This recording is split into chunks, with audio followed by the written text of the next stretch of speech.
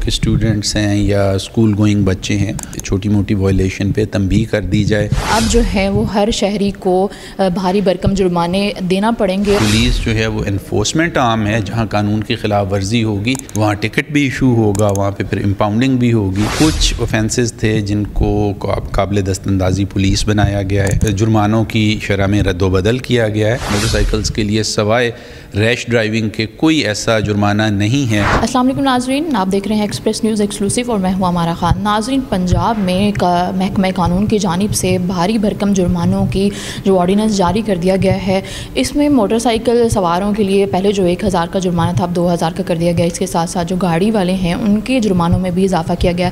اس time میرے ساتھ موجود ہیں ایڈیشنل DIG وقاص نذیر صاحب۔ ان سے جانتے ہیں کہ مزید اس جو آرڈیننس پاس کیا گیا ہے اس میں کتنی تبدیلیاں دیکھنے میں آئی ہیں اور کیا کیا جو ہے وہ اقدامات عوام کے لیے اٹھائے گئے ہیں۔ بسم اللہ الرحمن الرحیم۔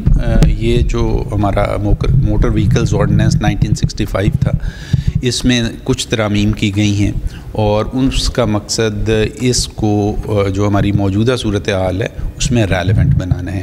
کچھ اوفینسز تھے جن کو قابل دست اندازی پولیس بنایا گیا ہے، کچھ جرمانوں کی شرح میں رد و بدل کیا گیا ہے، اور اس کا بنیادی مقصد یہ ہے کہ یہ جو ہمارا قانون ہے وہ آج کی صورتحال میں ریلیونٹ ہو اور جو قانون کی خلاف ورزی ہے اس کی حوصلہ شکنی کرے۔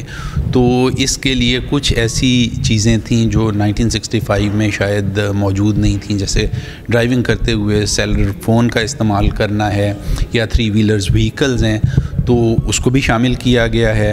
اسی طرح کچھ چیزیں فار ایگزامپل سیٹ بیلٹ جو ہے پہلے صرف ڈرائیور کے لیے پہننا لازم تھا، حادثات کے ٹرینڈ نے ہمیں بتایا کہ فرنٹ سیٹ پہ بیٹھے ہوئے جو دوسرے پیسنجر ہیں وہ بھی اتنے ہی ولنریبل ہوتے ہیں، اب اس کے لیے بھی لازم قرار دے دیا گیا۔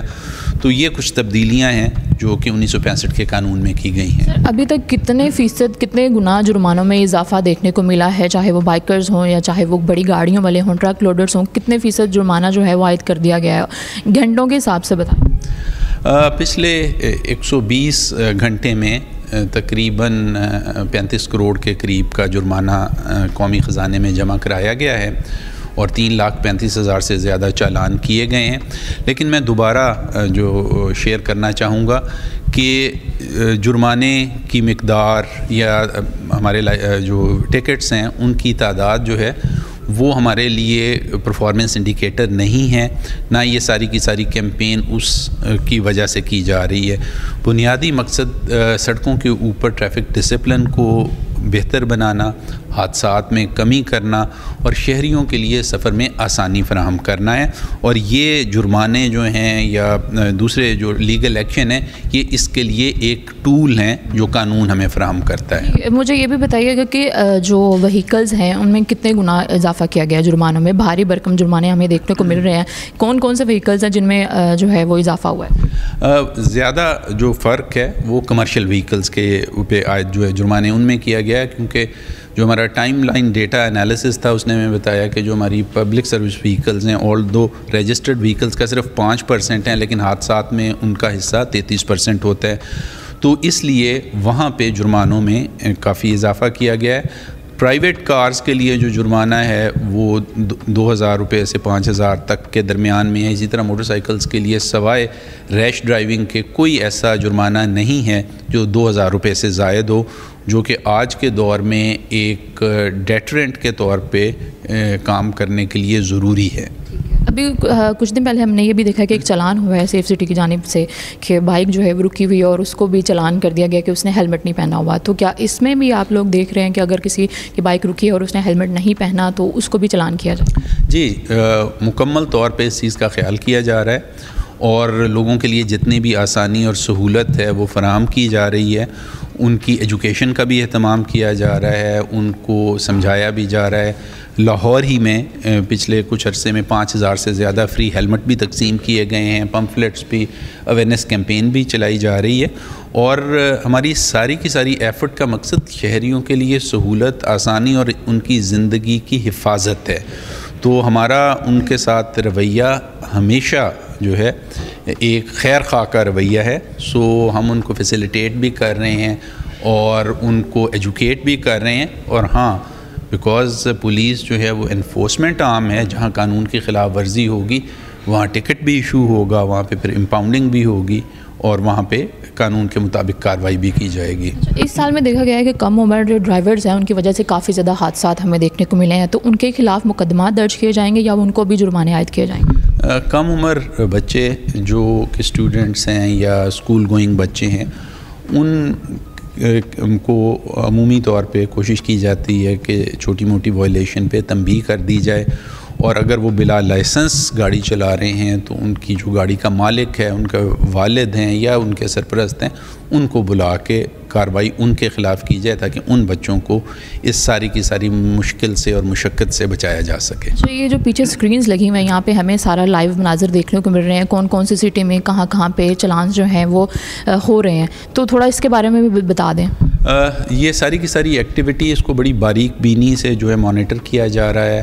ہمارے شہروں میں ڈرون کے ذریعے اس چیز کو مانیٹر کیا جا رہا ہے کہ خلاف ورزی کا سٹیٹس کیا ہے اور اس کے اوپر کارروائی کس طرح کی جا رہی ہے. اسی طرح جو ہمارے ٹریفک وارڈنز ہیں باڈی کیم یوز کر رہے ہیں سو دیٹ کہ جو ایک کوالٹی سروس ہے اس کو انشور کیا جا سکے اور کسی پسندیدگی یا ناپسندیدگی کا جو الزام ہے اس سے بچا جا سکے. یہ ہمارا سینٹرل کنٹرول روم ہے, یہاں پہ ساری چیز کا جائزہ لیا جا رہا ہے. لائسنسنگ سینٹرز میں کیا ہو رہا ہے, ڈرائیونگ ٹیسٹ کس طرح ہو رہے ہیں, وہ سارے کے سارا آپ ہماری اسکرینز پہ دیکھ سکتے ہیں. ابھی تک کتنے فیصد کس شہر میں سب سے زیادہ چلانس ہو چکے ہیں؟ مختلف شہروں میں, کیونکہ ہمارے مختلف شہروں میں گاڑیوں کی تعداد مختلف ہے, انفورسمنٹ کے لیے آفیسز مختلف ہیں, تو مختلف شہروں نے بڑی اچھی کارکردگی دکھائی ہے. سٹی پیز میں گجرانوالہ نے بڑی اچھی کارکردگی دکھائی ہے, راولپنڈی کافی بہتر پرفارم کر رہے ہیں, لاہور پولیس بڑے عرصے سے کنسسٹنٹلی اس پہ کام کر رہی ہے اور بڑا اچھا پرفارم کر رہی ہے.